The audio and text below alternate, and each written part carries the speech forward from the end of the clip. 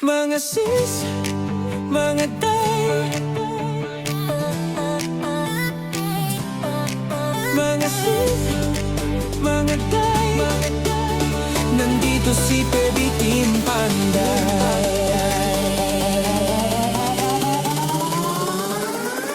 Kay Baby Team Panday, ang pabahay nakasalalay, may buhok na nakalugay, matang mapungay, minsan nakakatunaw. Pag nakadress ay grabe, puso namin napapawaw. Mga sis, mga day, si Eder, Baby Team Panday.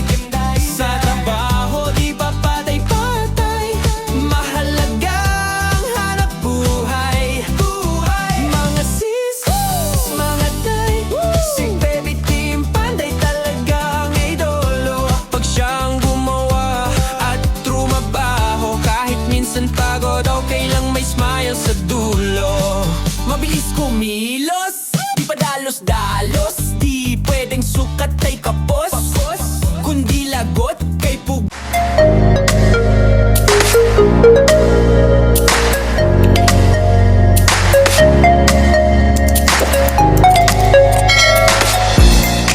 So yan, good morning mga kababayan, maayong buntag sa inyo at Sabado ngayon, araw ng sahuran ng ating mga kasama. So ngayong araw, ang gagawin is yung bubuhusan yung nakikita nyo kahapon na nasukaluhan na doon, at nalalagyan na natin ng vertical bars at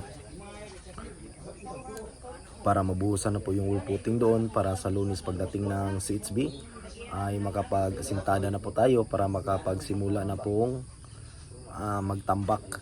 So ito lang yung matagal dito. Pag natapos na po ito lahat yung mga columns nating mabuhusan, bali 14 po na columns yung kailangan nating buhusan dito. So pag natapos na po ito, madali na lang po kasi mahahati na po natin yung mga tao, mabibigyan na po natin sila ng yung mga skill nating mga kasama, ay mabibigyan na po sila ng kanya-kanyang trabaho. So may magtra-trasis at may magpa-file ng CHB kasi half concrete po ito. So para mas mabilis yung gawa, kasi yung pag nagpalitada na tayo ay may tamang curing time yan bago natin bago natin iskimkutan. So bali mangyayari dito is wrap finish lang po tayo, tapos titirahan natin ng neutralizer para lumalabas yung mga hairlines nya para makapagsimula tayo makapag-skim coat. So at may magtrasis, magbububong. So yung pagtrasis ay hindi matagal yon, madali lang po yung gawin. So ang matagal dito is yung ito, pundasyon, tapos yung fully furnished, yun talaga yung matagal dito mga babayan, kasi magpipintura pa. So kailangan natin maganda yung kinalalabasan ng ating gawa para hindi masayang yung tiwala sa atin ng ating client at yung gastos nila. So susundin natin kung ano yung gusto ng kliyente natin sa kanilang bahay. So wala pa tayong magawa dito kundi mag-suggest ng opinion at kung ano yung dapat gawin. So pag mabuti naman yung ano nila, wala tayong magawa at susundin natin talaga yung gusto nila para pagkatapos ng project natin ay hindi tayo masisisi ng client. So yun po ang pinaka-importante sa bahay. So lagi nating susundin yung gusto nila na mangyayari kasi sila po yung titira dito. So ang sinasuggest ko lang po na dapat matibay. So katulad ng ginawa natin, matibay yung pundasyon natin. So yung footing natin ay napakatibay. So at yung mga lateral ties natin sa ating mga poste ay nasa tamang sukat. Hindi naman pwede na ilapit natin yung mga anilyo natin. So may standard sukat talaga yan, kasi pag nasubrahan mo yan ng bakal, pag mayroong malakas na lindol, imbis magbibend po siya, so hindi na po makabint yung bakal natin dahil sa sobrang lapit na po ng ating lateral ties. So ibig sabihin na maraming bakal yung poste mo ay matibay na. So may ano talaga yan, may mga procedure o may kailangan talagang gawin dyan para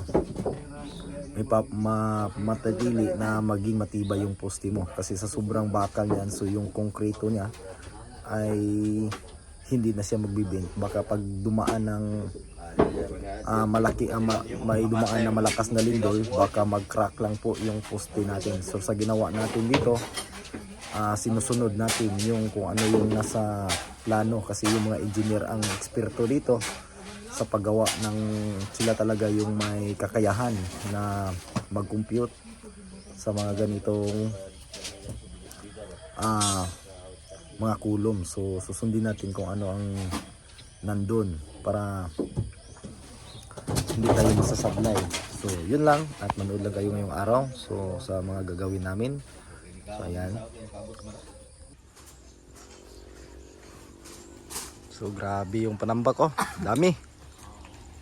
So ayan, at nakapagsimula na kami ng beam. So ayan, simbol na. Ito po yung magiging flooring kasi binaba na po ito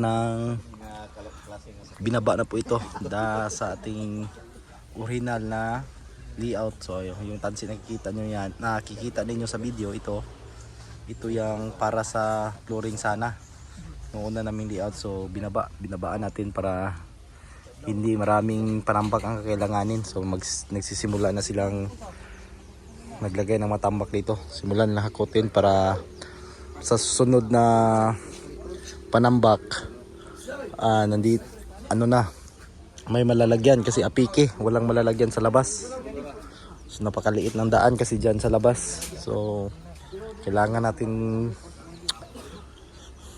na mas madali na maubos to para madali na po yung pagtambak dito, madali yung trabaho. So sa Lunes darating na yung CHB at pwede nang tambakan yan sa susunod na araw. Pag natapos nating maglagay ng CHB, patigasin muna natin para pag nagtambak ay hindi masira yung hollow blocks natin. So yan, dito yung pinakamalaki na trabaho. So ayan, hindi pa nakapagsukalo dito. Inuna ko muna itong panambak na ilagay dito para makapaglatag na kami ng beam. So yan. So yung mga butas, ayan, nilagyan na po ng panambak. Ayan, tinanggal na natin yung porma. So ayan, para makasingaw din yung poste natin, para makatigas. So bubuhusan natin to ng tubig bukas para hindi matuyo agad. So ayan. So dito, doon ang malaki talaga yung panambak doon sa baba. So sana magkasya yung tatlong huwo dito, pero pag hindi magkasya, dagdag naman ulit sila sir para mapuno talaga natin to, para maganda na yung paggalaw-galaw namin dito sa itaas. So madali na lang yung pagkabit namin ng porma, kasi yung porma namin dito mataas na, wala nang putol. So yan, yan po yung beam. So hindi na tayo naglagay ng extra bar. So matibay na yan.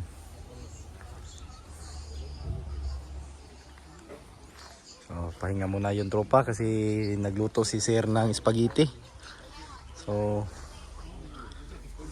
yan, grabe ang init dito, kulay violet na kami. Yan, malaki talagang bahay na ito mga babayan, nasa 106 square meter. So malaki.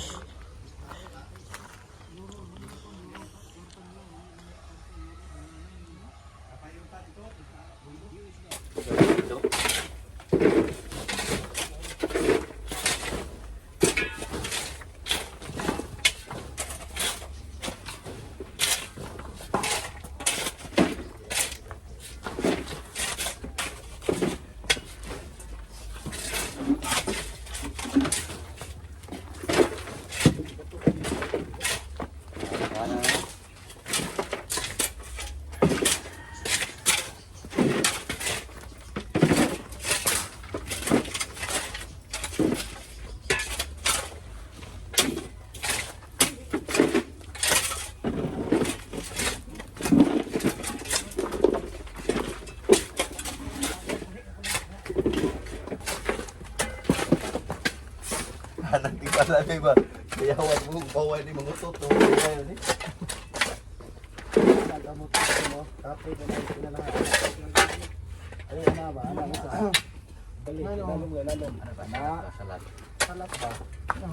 Bisa kabalo. Anad basa ko.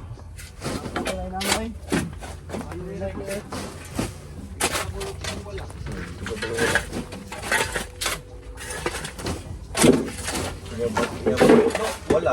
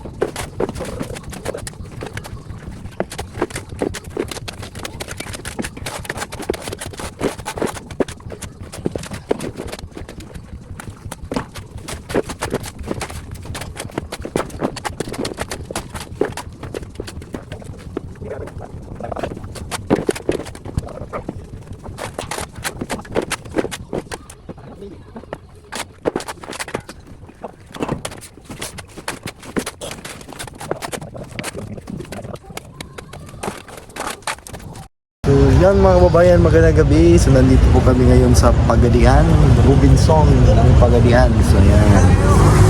Bibilhan ko po ng cellphone yung kasama naming walang cellphone. Pero kaltas po ito sa sahod. So yan.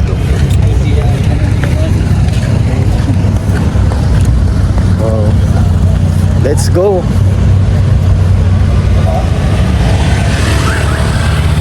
Ayan o, Robinson. Robinson! Pagadian. Ayan. So, bibili tayo ng ano dito.